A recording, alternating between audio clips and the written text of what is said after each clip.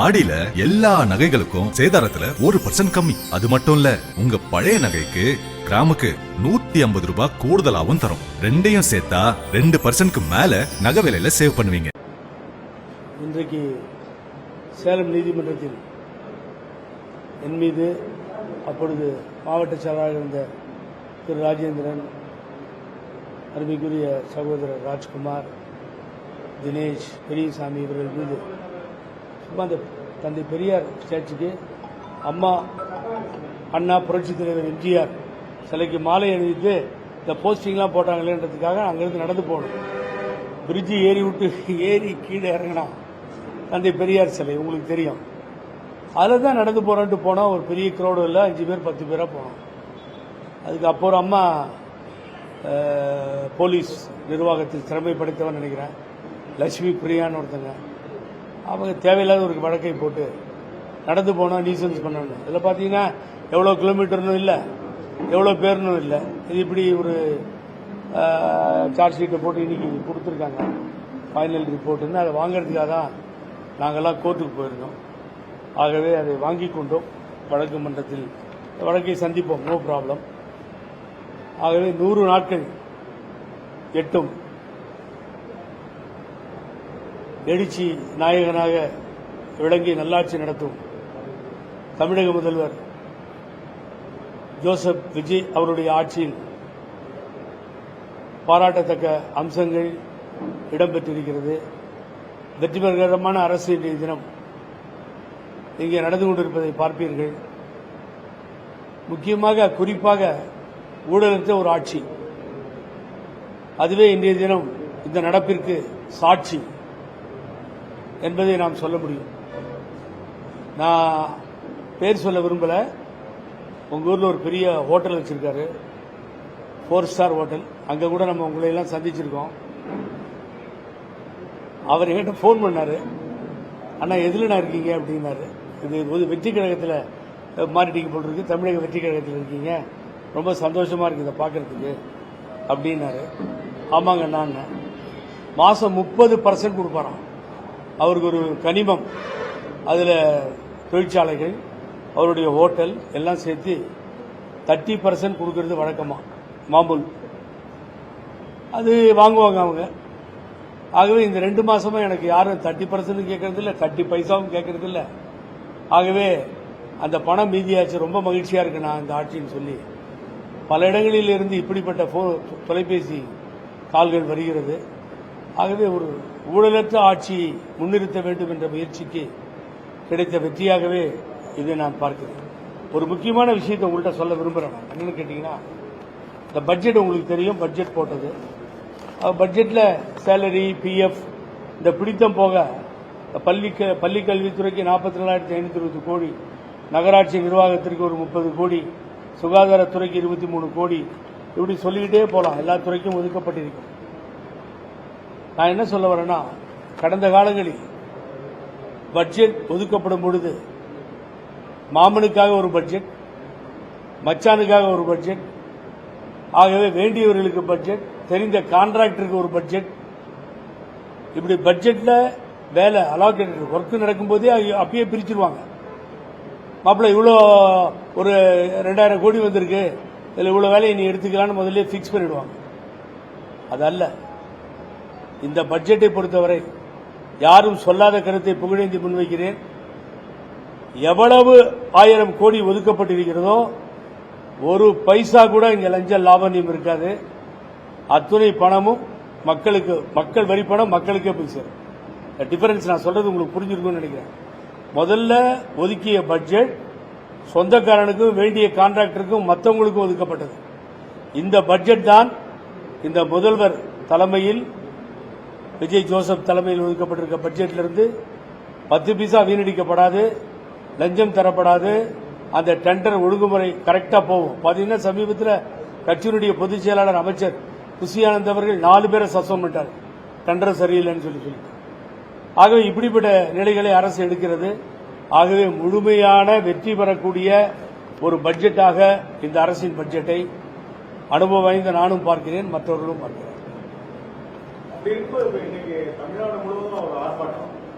அதாவது விவசாயிகளுக்கு பயிர்கடன் தள்ளுபடி செய்யப்படும் அப்படின்னு சொல்லி வாக்குறுதி அளித்தாரு. ஆனால் வாக்குறுதி நிறைவேற்றல. அது தொடர்பாக விவசாயிகள் தொடர்ந்து போராடுறாங்க. ஆனாலும் பட்ஜெட்ல இடம் இருக்காது. அதை கண்டித்து அதிமுக சார்பில் ஒரு மாபெரும் ஆர்ப்பாட்டம். அதிமுகவா இருக்கா? அதிமுக அணி எடப்பாடி பழனிசாமி தலைமையில் தான் ஒன்று இருந்துட்டு இருந்தது.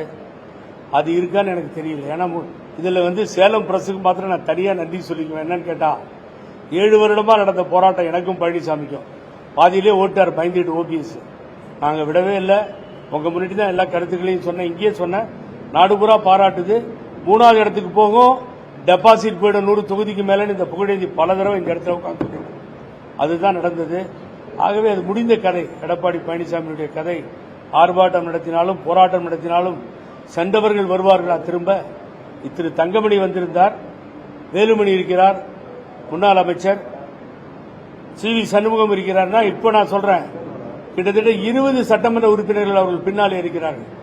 19-20 சட்டமன்ற உறுப்பினர்கள் அவர்கள் பின்னாலே இன்றைய தினமும் இருக்கிறார்கள். 25 பேர் எதிர்த்து ஆதரவு தெரிவித்து பழனிசாமிக்கு எதிராக வாக்களித்தார்கள். அவங்க அப்படியே இருக்காங்க. 5 பேர் ரிசைன் பண்ணாங்க, மீதி பேர் அப்படியே தான் இருக்காங்க. ஆகவே இனி அவரால் எதிர்கொள்ள முடியாது. அவர் இறங்குகிற சூழ்நிலை வந்துவிட்டது.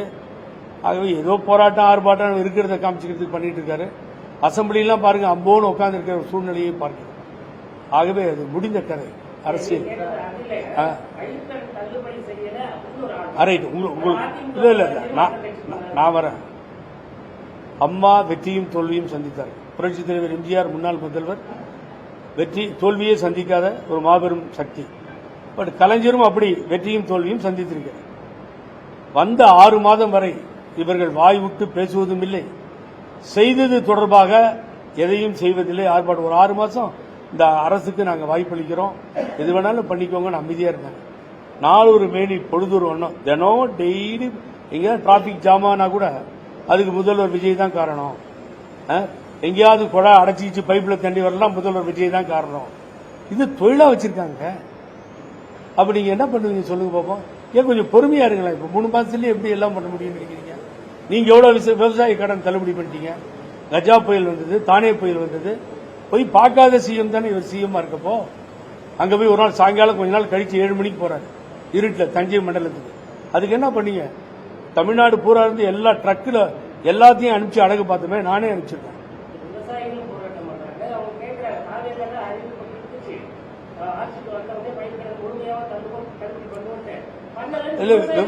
விவசாய சங்கத்தினுடைய ஒரு தலைவர் இந்த பட்ஜெட்டை பாராட்டியிருக்கிறார், வேளாண்மை குறித்து பாராட்டியிருக்கிறார்.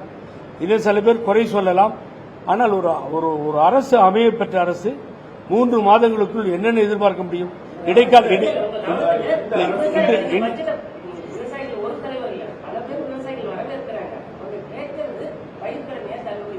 செய்வோம். இல்ல சொன்னதே இல்ல நிச்சயமாக இந்த முதலமைச்சர் தலைமையில் இந்த அரசு சொன்னதை செய்யும், விரைவில் செய்யும். ஆகவே அதில் உங்களுக்கு மாற்று கருத்தே வேண்டாம். அதுல செய்ய மாட்டாரோ என்ன நினைக்க வேண்டாம். எதிர்கட்சிகள் கேட்கறத வச்சு நாங்க பதில் சொல்லிதான் ஆகணும். நிச்சயமாக செய்வோம். அதுல மாற்று கருத்தே இல்லை. யார் வாய் திறந்தாங்க? பொம்மை முதல்வர் சொல்றாங்க. வாய் திறந்தாதான் அதிர்து அரங்கம் அதிர்து இல்ல. ஏதாவது பேசிட்டா இப்படின்னாவே இப்படின்றதுக்கு ஒரு ஆட்டமும் டான்ஸும் இப்படின்ட்டாரு அசம்பிளியில். என்ன அமைதின்னு எடுத்துக்கோங்களா? இப்படின்னா அமைதின்னு எடுத்துக்கோங்க, அமைதியின் புரட்சின்னு எடுத்துக்கோங்க, நல்லதை நினைங்க. இப்படி பண்ணும்போது ஏன் தப்பா நினைக்கிறீங்க? என்ன மாற்றம் சார்? இல்ல இது 3 மாசத்துல நீங்க குறைகளை சொல்லக்கூடாதுங்கிறீங்க. அப்படி எந்த கொண்டாட்டத்தில் ஈடுபடுறதுக்கோ இல்ல பாராட்டுறதுக்கோ என்ன அந்த மாதிரி நடந்துருச்சு? விவசாயிகளுக்கு ஏதாவது நடந்துருச்சா? கர்நாடகாவில காவிரி நீரை மீட்கிறதுக்கு ஏதாவது முயற்சி எடுத்தாரா? இன்னொன்னு கர்நாடகாவுக்கு ஆதரவா தான் சட்டமன்றத்தில் தீர்மானம் கொண்டு வந்திருக்கீங்கன்னு விவசாயிகள் விமர்சிக்கிறாங்க.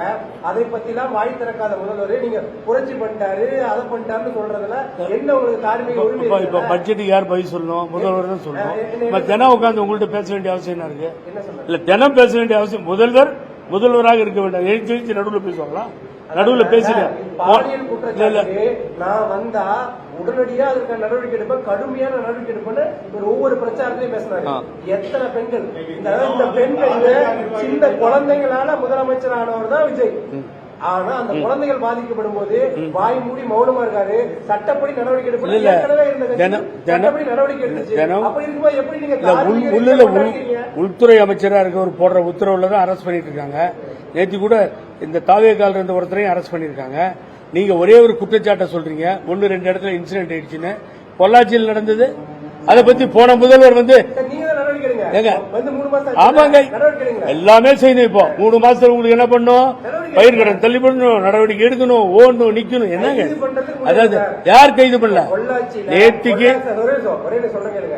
நான் கேள்வி கேட்கிறேன். பொள்ளாச்சியில நடந்த சம்பவம் இந்த மாதிரி ஒரு கட்சிக்கு தொடர்பு இருக்கு இல்ல இவங்க எல்லாம் சம்பந்தப்பட்டிருக்காங்க நீங்க சொல்றீங்கல்ல, 3 மாதம் ஆகியும் ஏன் இந்த முதுகெலும்பு உள்ள ஆட்சியா நடவடிக்கை எடுக்கல? முதுகெலும்பு இருக்கிற ஆட்சி தான். எலும்பு ஒடிக்கிறவன் சொன்னவெல்லாம் ஜெயிலுக்கு அனுப்பிச்ச ஆட்சி தான். இது முதுகெலும்பு இல்லாத ஆட்சி கிடையாது, அப்படிப்பட்ட முதல்வரும் கிடையாது. ஆகவேதான் மக்கள் அங்க உட்கார வச்சிருக்காங்க. பொள்ளாச்சி சம்பவம் சிபிஐ கையில் எடுத்து முடிச்சிருச்சு. அடுத்து பெருமாநல்லூர்ல ஒரு பொண்ணு வீர சுரேகான்னு அப்படியே தொங்குச்சு, கொலை செய்யப்பட்டு. இதை முன்னாள் முதல்வர் மு.க. ஸ்டாலின் பொள்ளாச்சியில் போய் பேசியிருக்காரு. அந்த பொள்ளாச்சி ஜனம் பசங்க தான் கடத்திட்டு போய் கொண்டாங்கன்னு. அந்த ஆட்சியில் என்ன ஆட்சிக்கு வந்த பின்னாடி அது வந்து ஸ்டே ஆகுது திருப்பூர் நீதிமன்றத்தில். என்ன பண்ணிட்டாங்க? இதுக்குதான் இன்னைக்கு தான் ஆட்சியில் உட்கார்ந்தோடனே தேடுறீங்க எங்க குறைகள் இருக்கு, எந்த குறைகளை கண்டுபிடிச்சு சொல்லலாம். இதை இந்த அரசு தொந்தரவு பண்ணும். ஆகவே அதுல நீங்க வெற்றி காணவே முடியாது. இந்த அரசு நல்ல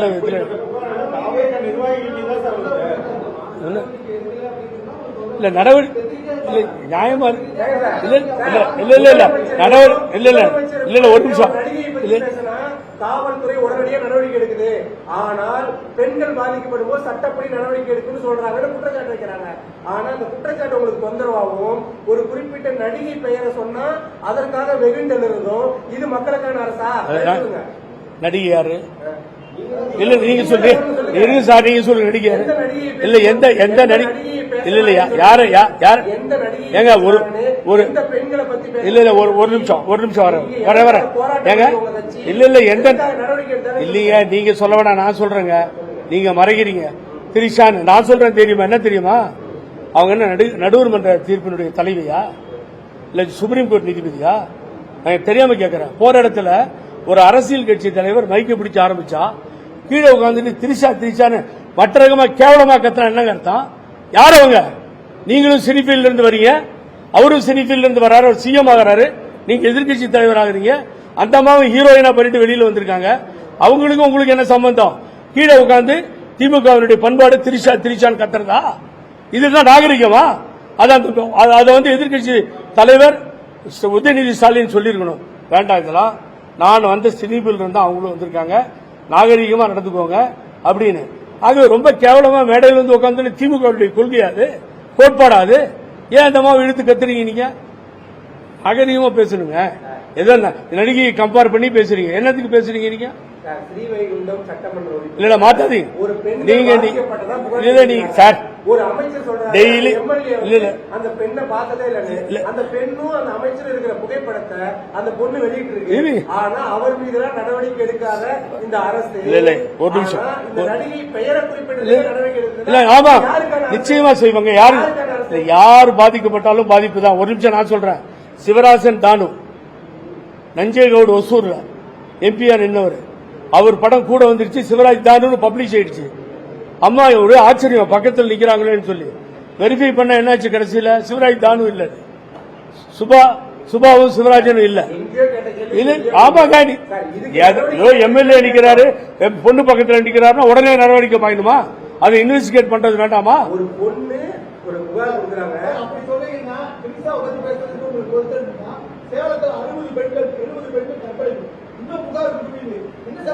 எப்ப 60 இப்பதான் இந்த 3 மாசமா 60 பேரா? இல்ல இந்த 3 மாசம் 60 பேரா?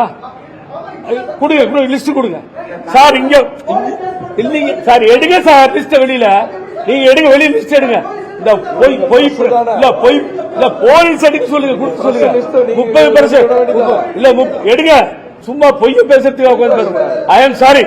நீங்க பிரஸ் வெளியில கொடுங்க, அந்த போலீஸ் விட்டு கொடுக்க சொல்லுங்க. சேலத்தில் 60 பெண்கள் கொடுத்தா ராஜினாமா பண்ணிடுறேன். நான் அரசியல் விட்டு வெளியே போறேங்க. இல்ல எந்த செய்தி யார் கொடுங்க சார்? இப்ப இங்க அந்த நடவடிக்கைக்கு இங்க இருந்து சொல்லி ரொம்ப இந்த கதையெல்லாம் நாங்க இந்த கதையெல்லாம் நாங்க பார்த்துட்டு நிறைய படிச்சுட்டோம். நீங்க அட்ரஸ் பேரோட சொல்லுங்க. பார்த்தாச்சு, ரொம்ப பார்த்தாச்சு. இதெல்லாம் நம்ம அரசியல் போற போகல அடிச்சு விடாதீங்க, அதெல்லாம் தப்பு.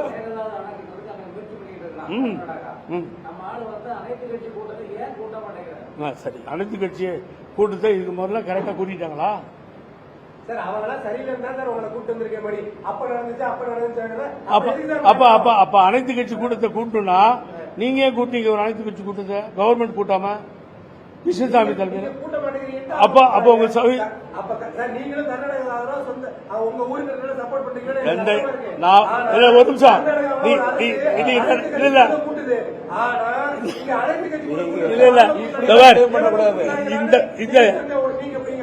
தண்ணி இருக்கா? அதாவது நடுவில் ஓட்டிக்காத. I born from Kallakurichi, brought from Kallakurichi, அப்பா கள்ளக்குறிச்சி. இன்னைக்கு ஒரு சூர்ல தான் ஹோட்டல் லிஸ்ட் இருக்கு. இங்கதான் பாலிடிக்ஸ் பண்றேன். அங்க பொழைப்புக்கு போன இடம் தான் கர்நாடகா. அதனால என் சொந்த ஊருன்னு சொன்னா அந்த ஊர்ல அடிபட்டவனா, ரத்தம் சிந்தினவன், தமிழ் மொழிக்காக அடிபட்டு ரத்தம் சிந்திய குடும்பம் புகழேந்திய குடும்பம். ஞாபகம்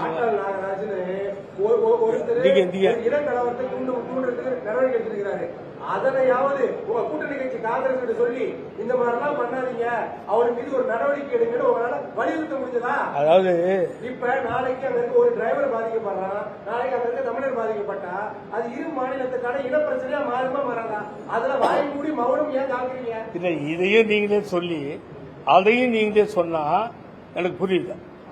அங்க இருக்க தமிழர்கள் பாதிக்கப்பட்டு வருவாருன்னு சொல்றீங்க. அப்புறம் என்ன பண்றீங்க? நீங்களே கேள்வி கேட்கறீங்க, ஏன் போகல, ஏன் பேசலன்னு. என்ன பதில் சொல்லுங்க? அனைத்து கட்சி கூட்டத்தை கூட்டுறதுக்கு உங்களுக்கு என்ன தடுக்குது? ஒரு நிமிஷம். அனைத்து கட்சி கூட்டம் அங்க போறதுக்கு பிளான் பண்ணோம். 11 பேர் கமிட்டியை போட்டாச்சு, போறதுக்கு ரெடியா இருந்தோம் இல்லையா? கடந்த காலங்கள்ல 1000 கமிட்டி போட்டாங்க, 1000 குழு நியமிச்சாங்க. தண்ணி கொடுப்பா சக்குன்னு.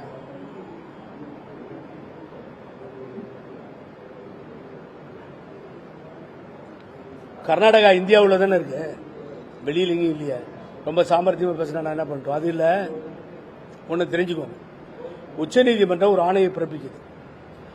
அந்த ஸ்டேட் தான் நீங்க சொன்ன மாதிரி அப்படி பண்ணிட்டு இருக்கு. நீங்க ஏன் போய் பேசக்கூடாது அங்கன்னு கேட்டுச்சு. அன்றைய முதல்வர் அம்மா இம்மீடியட்டா அடுத்த நாளே வந்தாங்க. நான் தான் ரிசீவ் பண்ணேன். அங்கே சட்ட அமைச்சர் சுரேஷ்குமார், நீர்ப்பாசனத்துறை அமைச்சர் பசவராஜ் பொம்மை 3 பேர் ரிசீவ் பண்ணோம். லீலா பேலஸ் போனாங்க. அங்க போய் உட்காந்தாங்க. மேல பக்கத்தில் ஏர்போர்ட் பக்கத்தில் வந்திருந்தா தெரியும் உங்களுக்கு. அந்த கூட்டம் குடிச்சு நாங்கள் லிப்ட்லேயே கீழே நின்றுட்டேன். மேல உட்காந்தவங்க காஃபி ஷாப் போனா 2-3 நிமிஷத்துல கீழே வந்துட்டாங்க. அம்மா வந்துட்டாங்கன்னு குடுன்னு அடிச்சு போது ஓடி வரேன். என்னடான்னு பாக்குறது, பார்த்தா மீட்டிங் இஸ் ஓவர் அப்படின்னு. என்ன மீட்டிங் ஓவர்னா, போன உடனே கேட்டாங்க, are you prepared to release the water or not? Because of the supreme court order I hear, I came over here. தண்ணி விட முடியுமா? முடியாது. அவங்க இல்ல மேடம் அப்படின்னு. நீங்க எப்பயுமே அந்த 205 டிஎம்சியை வரையறுத்து கொடுத்ததே இல்லை. இது உங்க தொழிலா போச்சு. நடுவர் மன்ற ஆணையம் மதிக்கிறதே இல்லை. ஆகவே இனி உங்கள்கிட்ட பேசி பிரயோஜனமும் இல்லை. நீங்க சொன்னது நான் சுப்ரீம் கோர்ட்ல சொல்றேன்னு சொல்லிட்டு எழுச்சி கீழே வந்துட்டாங்க. மைக் கேட்டாங்க, பிரஸ் மீட் அங்கேயே பண்ணாங்க, திரும்பி வந்தாங்க. அதே அம்மா தான் கெசட்ல கொண்டு வந்தாங்க, வேற யாரும் கொண்டு வரல. வழக்க வாபஸ் வாங்கல அம்மா. இத்தனையும் அப்பதான் நடந்தது, கெசட்ல கொண்டு வந்தது. ஒரு சொட்டு தண்ணி கொடுக்க மாட்டேன் எஸ் எம் கிருஷ்ணா ஏத்தி அன்கண்டிஷனல் அப்பாலஜிஸ் கேட்க வச்சாங்க சுப்ரீம் கோர்ட்ல. இதெல்லாம் காவேரியுடைய வரலாறு சார். அவருடைய தலைவர் ரிசைன் பண்ணார். இப்ப கரெக்டுங்க. இப்பதான் 11 பேரோட முதல்வர் அங்க போறதுக்கு தயாரானாரு. அவர் வரவேணான்றாரு. என்ன காரணம்னு தெரியல. ஏன்னா அணை நிரம்ப ஆரம்பிச்சிருச்சு, கபினி ஃபுல் ஆகுது. அதுக்கு பின்னாடி கண்ணம்பாடியும் ஃபுல்லாயிட்டு போயிட்டு இருக்கு. இது ரெண்டையும் பார்த்து வரவேணான்னு சொன்னாரா? இல்ல அங்க வந்தா ரசிகர்கள் கூட்டம் அதிகமாயிட்டு இவர் சொன்ன மாதிரி இந்த மோதல் வரும் அப்படிங்கிறதுக்கு அதிகமாச்சா? எனக்கு தெரியும். வரவேணான்னு சொன்ன பின்னாடி நம்ம என்ன பண்ண முடியும்? தகராறு பண்ணிட்டா படையெடுத்து போக முடியும்? ராஜா காலமா முடியாதுன்னு சொல்றதுக்கு பாமக சட்டமன்ற உறுப்பினர் சௌமியா தெளிவா சொல்றாங்க, அணை கட்டக்கூடாதுன்னா சுற்றுச்சூழல பாதிக்கப்படும் ஒரு வழக்கு சார், வனவிலங்கு பாதிக்கப்படும் ஒரு வழக்கு சார், தமிழக அரசுக்கு எவ்வளவு நேரம் ஆயிடும் சார்? இருங்க, நான் சொல்றேன் சார். இல்ல சார், அதனால கட்டக்கூடாது ஒரு தமிழ்நாடு சார்பா இல்ல ஒரு நிமிஷம் இருங்க. சுற்றுச்சூழல் பாதிப்பு ஏற்படும் ஒரு வழக்கு கொண்டு போயிருக்கலாம். சாதாரணமாக உங்களுக்கு பேச்சுவார்த்தையே நடத்த முடியல கூட இந்த 2 கோரிக்கையை வச்சு தனிப்பட்ட அவங்களால ஒரு step you are not correct. புரிஞ்சுக்காம பேசக்கூடாது. பேச்சுவார்த்தைக்கு வர சொன்னது பேச்சுவார்த்தைக்கு வேணாம்னு சொல்லிட்டு முடிவு பண்ணிட்டாங்க. நாளைக்கு சுப்ரீம் கோர்ட் கேட்கும் பொழுது நாங்க போறதுக்கு ரெடியா இருந்தோம், இணக்கமா பேச ரெடியா இருந்தோம், கேட்கறதுக்கு தயாரா இருந்தோம். செஞ்சு பார்த்தோம் வேணான்ட்டாங்க. நாங்க சுப்ரீம் கோர்ட்டுக்கு வந்துட்டு நம்ம சொல்லலாம். ஏற்கனவே அம்மாவை சொல்லி அதான் சுப்ரீம் கோர்ட் தான் அனுப்பிச்சது. அதனால அணைக்கட்டை பொறுத்த வரைக்கும் அணைக்கட்டை விடமாட்டார் சார். இந்த நாட்டினுடைய முதலமைச்சர் 3 கேஸ் ஃபெயிலியர் ஆயிடுச்சு டிஎம்கே போட்டு. 3 கேஸும் போச்சு. இப்பதானே போச்சு. ஆட்சிக்கு வந்து நாங்க உட்காரப்போ ஒவ்வொரு கேஸா போகுது வந்து உட்காந்துருக்கோம். இப்ப இந்த கேஸ் பெண்டிங் இருக்கு, பாப்போம். ட்ரிபியூனல் இருக்கு, ட்ரிபியூனலுக்கு வராது. இது செப்பரேட்டா கேஸ போட்டு எப்படி சார் அணைக்கட்டை விட்டுருவாங்க? அணைக்கட்டை விட மாட்டோம். நீங்க அரசியல்ல பொறுமை இல்லாம போய் நீங்களே மீட்டிங் நடத்திக்கிட்டா நடத்திக்கோங்க, நம்ம ஒன்றும் தடுக்க முடியாது. அதனால எங்களுக்கு எந்த ஈகோவெல்லாம் கிடையாது. அன்னைக்கு எம்பி கூட்டத்தில் எல்லாரும் கூட்டினா வரல, சவுத்துல போய் முத்தி அது எதுக்காக கூட்டணும் நீங்களே சொல்லுங்க. அதான்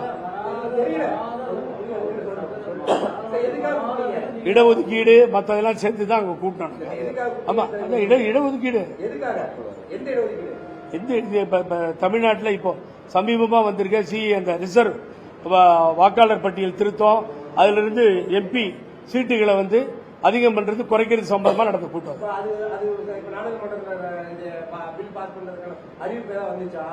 ஏங்க அத போய் மோடி கிட்ட கேளுங்க. இல்ல அதாவது அதாவது அதாவது இல்ல இல்ல இல்ல இல்ல அரசியல் நாடகம் அது இதெல்லாம் பேசாதீங்க. எவனோ நாடகம் பண்ணிட்டா முடியாம தான் மக்கள் எங்களை கொண்டு உட்கார வச்சிருக்காங்க. அது கிடையாது. பேசணுன்றதுக்காக பேசவே கூடாது தயவு செய்து. அதான் நீங்க முதல்ல கவனிக்கணும். ஒரு நடிகை சொல்லி திட்டுறது, எலும்ப முறிச்சுன்றது என்னங்க நாகரிகம்? பண்பாடு இல்லாம அரசியல் நடக்குது. அதையெல்லாம் நீங்க கேட்க மாட்டீங்க. இங்க உட்காந்துக்கிட்டு எதுக்கு ரிசர்வேஷன் கூப்பிட்டாங்களோ, எதுக்கு முதல்வர் சொல்லியிருக்காரு 33% கை வைக்காத, இந்த டீலிமிட்டேஷனுக்கு எதிர்ப்பாதான் நாங்களும் இருக்கோங்கிறது தெளிவா சொல்லியிருக்காரு. திமுகவும் அதைத்தான் செய்யுது, அண்ணா திமுக அதைத்தான் செய்யுது. காவேரியை பொறுத்த வரைக்கும் ஒரு விஷயம் சொல்றேன், இதெல்லாம் நான் மாட்டியிருக்கேன் அந்த ஸ்டேட்ல பிரஸ்ல. அங்க இருக்க காங்கிரஸ் என்ன சொல்லுது? நீட்டா தண்ணி கொடுக்காத அணையை கட்டுங்குது. இங்க இருக்க காங்கிரஸ் என்ன சொல்லுது? தண்ணியை கொடு அணையை கட்டுங்குது. இங்க இருக்க பிஜேபி என்ன சொல்லுது? அங்கிருந்து தண்ணீர் வேணும் அணையை கட்டக்கூடாதுங்கிறது. இடதுசாரிகளும் அதுதான் சொல்லுது. அண்ணன் திருமாவளவன் கட்சி இதுதான் சொல்லுது. அப்புறம் என்ன சார் இந்த இங்க இருக்க அரசியலுக்கு இங்க இருக்க கட்சிகள் உரிமை கொண்டாடுற மாதிரி அங்க இருக்க கட்சிகள் அதுக்கு உரிமை கொண்டாடுது. இது சட்ட போராட்டம் மகாராஜா காலத்திலிருந்து ஸ்ரீதத்த உடையார் காலத்திலிருந்து நடந்துட்டு இருக்கு. இதுல பிளே பண்ணி பெரிய வெற்றி பெற்றது அம்மா. மாற்ற இல்லைன்னு சொல்ல முடியாது. இந்த முதல்வர் என்ன செய்ய போற பொறுமையா பாருங்க, எங்க சக்சஸ் பண்றோம்னு பாருங்க. ஆமா, என்ன என்ன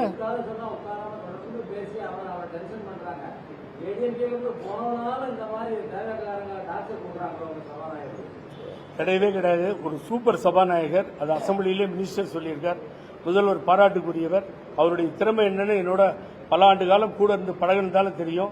ரெண்டையும் சரிசமமா கொண்டு போற ஒரு அமைச்சர் எழுந்து பேசுறப்போ நீங்க ஆதாரம் இல்லாம பேசாதீங்கன்னு அமைச்சரை பார்த்து சொன்ன சபாநாயகர். இல்ல இல்ல சார், அதை எதிர்கட்சி கேட்கறது இல்ல சார். ஒரு விவாதம் வரும்பொழுது ரெண்டு பக்கமும் அப்படிதான் இருக்கும். அதை சரிசமமாக கொண்டு செல்லும் இடத்தில் இருப்பவர் தான் பேரவைத் தலைவர், சபாநாயகர். ஆகவே அங்கெல்லாம் நீங்க அதாவது தேடி தேடி தேடி தேடி எங்க குற்றம் கண்டுபிடிக்கலாம்னு சொன்னா ஒரு நிதியமைச்சர் நான் ஒரு குறிப்பிட்ட மதத்தால் பிறந்ததுனால நான் உயர்வானவன் அப்படிங்கிற மாதிரி ஒரு சட்டப்பேரவையில குறிப்பிடாரு. அதெல்லாம் எப்படி பாக்குறீங்க? இதுக்கு முன்னாடி அந்த மாதிரி சட்டப்பேரவையில எந்த சட்டப்பேரவையில் நடந்ததே கிடையாது. கற்பனைக்கு பேடி தந்து அவர் சொல்லிட்டாருன்றதுக்காக, குறிப்பா சொல்லிட்டாருன்றதுக்காக அதை எடுத்து சொன்னா இதெல்லாம் ஒரு கேள்வியா சார்? சொல்லுங்க பாப்போம்.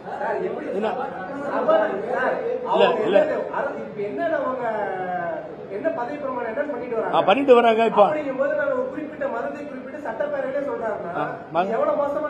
இப்போ ஸ்டாலின் பேர் வச்சிருக்கோம், தமிழ் பேரா சார்? நான் கேட்டதுக்கு நீங்க பதில் சொல்லுங்க. இப்ப நீங்க சார் மதம் சார்ந்த பேர் சொல்லுங்க. ஏன் தெரியுங்களா? ஸ்டாலின் என்ற பெயர் எங்கிருந்து வந்தது? வெளிநாட்டில இருந்து வருது. அங்க பைபிள் தான் அவருடைய மத நூல், பைபிளை தான் கொண்டாடுறாங்க, வேத நூலா. அப்போ அவங்க பைபிளை கொண்டாடுறப்போ அப்ப அதை நம்ம கிரிட்டிசைஸ் பண்ணலாமா? இவர் பேர் வச்சிருக்காரு, லெனின் வச்சிருக்காரு, ஸ்டாலின் வச்சிருக்காரு. இவர் ஓப்பனா சட்டப்பேரவையில எனக்கு ஒரு நான் இந்த மதத்துல பிறந்திருக்கேன், இந்த மதம் எனக்கு ஒரு சிலர் கற்றுக் கொடுத்திருக்கு, ஆனா நீங்க தமிழ் என்ன படிச்சாலும் உங்களுக்கு அது தெரியாது அப்படின்னு தமிழ் மொழியை பேசுறாரு. அதனை கண்டிக்கிறது இல்ல நேரா நீங்க இந்த அறிவாலயத்திலிருந்து வந்த மாதிரியே பேசிட்டீங்க. சந்தோஷம். நான் இந்த மதத்துல பிறந்திருக்கேன்னு சொல்ல ட்ரூ கிறிஸ்டியன் சொன்னார். நான் சொல்றேன் சார், உங்களுக்கு இங்கிலீஷ்ல ட்ரூ கிறிஸ்டியன் சொன்னார். Nothing but wrong. I am Hindu, you are the Christian, he is இது முஸ்லீம். அதை வையா மதத்தில் சொல்லக்கூடாது. என்ன தப்பு இருக்கு? என்ன சொல்லிட்டோம் நம்ம? ஆமா சார். சார், உலகத்திலே அதிகமான மொழிகளில் மொழிபெயர்க்கப்பட்ட நூல் பைபிள். 300க்கு அதிகமா, 200க்கு அதிகமா குர்ஆன், இஸ்லாமிய சகோதரர்கள் போற்றி வணங்கும் நூல். 3வது இடத்துல நம்ம திருக்குறள். கிட்டத்தட்ட 100 மொழிகளில் மொழிபெயர்க்கப்பட்ட பொதுமறையான நூல். இதுதான் நீங்க டிஃபரன்ஸ் பார்க்க முடியுமே தவிர பைபிளும் கீர்த்தனையும் அதுவும் மற்றதெல்லாம் சொல்றத இன்னமும் நான் கிறிஸ்டியன் ஸ்கூல்ல தான் படித்தேன். யோவான், ஆதியாகமம், லூகாசன் கொஞ்சம் தெரியும் அதுல. அதனால அதை மறுத்திட முடியாது. Christianity for the public work. அவங்க கல்வியை சொல்லிக் கொடுக்கறதும் மருத்துவத்தை நடத்துறதும் பாராட்ட வேண்டிய விஷயம். ஆர்ட் ஒர்க்ஸ் அதுக்கு உரியவர்கள் இஸ்லாமியர்கள். எல்லாத்துக்கும் திறமையாக இருப்பவர்கள் இந்துக்கள். இதை சொன்னா என்ன சார் கோபம் வருது உங்களுக்கு? ஏன் கோச்சுக்கிறீங்க?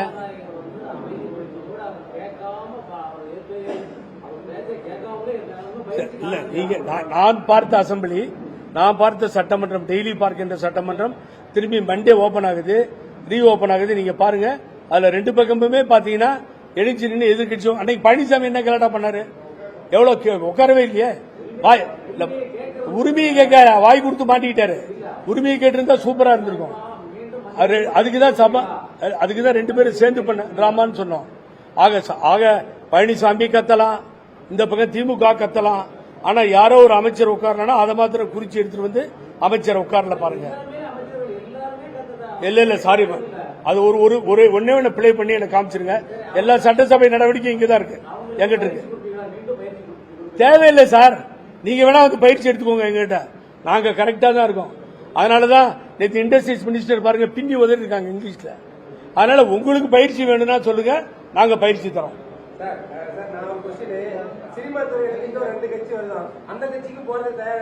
யாரு நீ? அதாவது நான் சொல்லிட்டேன், நீ நேரா எங்க இருந்து வரனா ஒன்னு எடப்பாடி பழனிசாமி வீட்டுல இருந்து வரணும், இல்லன்னா நீங்க அறிவாலயத்திலிருந்து வரணும். அறிவாலயத்திலிருந்து வந்தவரே சும்மா உட்கார்ந்துருக்காரு. நீங்க பழனிசாமி வீட்டுல இருந்து வந்ததால நீங்க என்ன வேணாலும் கேட்கலாம், கேளுங்க, பரவாயில்ல சார். இங்க போனதுக்கு வாய்ப்பு என்னன்னு கேளுங்க, காரணம் என்னன்னு கேளுங்க. அது நான் சொல்றேன். ஏன்னு கேட்டீங்கன்னா, இன்னைக்கு நடுத்தெருவில் பழனிசாமியால கட்சிக்காரர்கள் நிறுத்தப்பட்டு அனாதையாகி விட்டார்கள். இந்த 5 சகுனி தான் பழனிசாமி கூட இருக்காங்க. எல்லாரும் முடிஞ்சிருச்சு கதை. ஒன்னு கிருஷ்ணகிரியில் இருக்கு, ஒன்னு பொள்ளாச்சியில் இருக்கு, ஒன்னு திருவண்ணாமலையில் இருக்கு, இன்னொன்னு அந்த பயில்வான் யாரு உதயகுமார் வாயில வந்ததெல்லாம் பேசிட்டு இருக்காரு. அந்த ஆளு என்ன பேசுறாரு சிஎம் பாருங்க. அவரு இதே மாதிரிதான் முதுகெலும் இல்ல, அது இல்ல, இது இல்லன்னு அவர் உள்ள போறாரு. அவருக்கு தெரியாது. கொஞ்சம் உதயகுமார் அவருக்கு ஜெயில் காத்துக்கிட்டு இருக்கு. நாங்க சொல்றோம், எப்பன்னு சொல்றோம், வெயிட் பண்ணு அவசரப்படாது. இது மாதிரி ஒரு 5 சகனிகளை கொண்டு யாரும் வேற யாரும் இல்ல. வேலுமணியும் தங்கமணியும் தூரமா இருக்காங்க. சோ இதுதான் நிலைமை ஆயிட்டு இருக்கு அண்ணா திமுகவுக்கு. அதுக்காக எல்லா மாவட்ட செயலரும் நான் எல்லாரும் சேர்ந்துதான் தந்தை பெரியாரையும் பேரறிஞர் அண்ணாவையும் புரட்சி தலைவி அம்மாவையும் ஏற்றுக்கொண்டு ஆட்சி நடத்துகின்ற பல தலைவர்கள் அவர் சொல்லியிருக்கார். டாக்டர் அம்பேத்கர், அஞ்சலி அம்மாள் அப்படின்னு.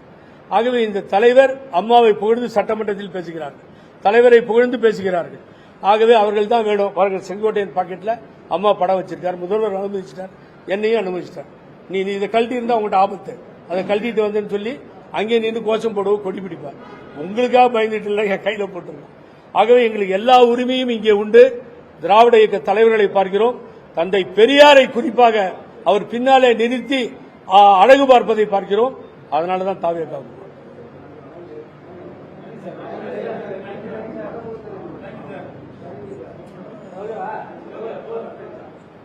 என்ன எல்லாத்துக்கும் நீ தான் ரெப்ரசன்டேட்டிவா? குமருக்கு எதுவும் பேசவே இல்லை. குமரை பேசவே விடல நீ. எது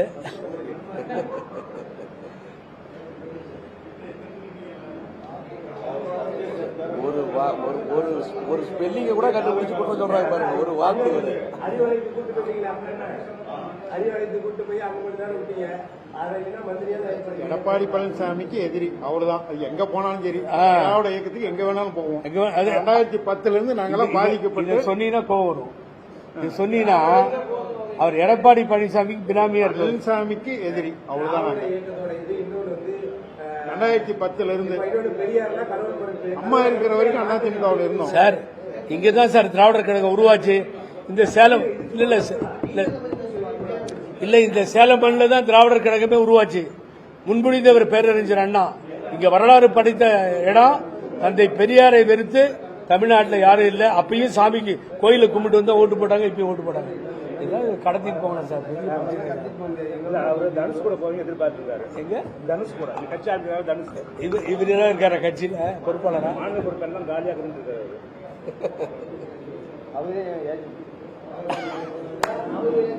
இல்ல தனுஷ் கட்சி நீதான் ஏஜெண்டா?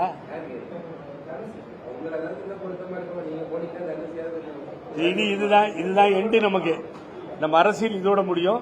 இதுக்கு மேல பேச்சே கிடையாது. இதில் தான் பயணிப்போம். லஞ்சம் ஒழியணும். அதுக்கு ஏதாவது ஐடியா சொல்லுங்க. லஞ்சம் வாங்குறவங்க பேர் லிஸ்ட் கொடுத்தீங்கன்னா உடனே நடவடிக்கை பாயும். இல்ல உனக்கும் வந்து அந்த மார்க்கெட்டிங் எம்எல்ஏ கதி தான் இப்படிலாம் பேசுனீங்கன்னா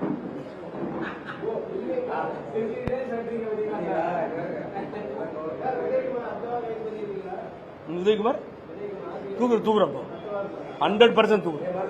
ஒன்றும் மாற்று கருத்தே கிடையாது. அவ்வளோ அசிங்கமா பேசியிருக்காரு. ஏதாவது உயிருக்கு இல்ல முதல்வர் உயிருக்கு ஆபத்தான நாங்க பொறுப்பு இல்லைன்றார் sir. How can I keep quiet? We can keep quiet. அதெல்லாம் பார்த்துக்கணும். No problem.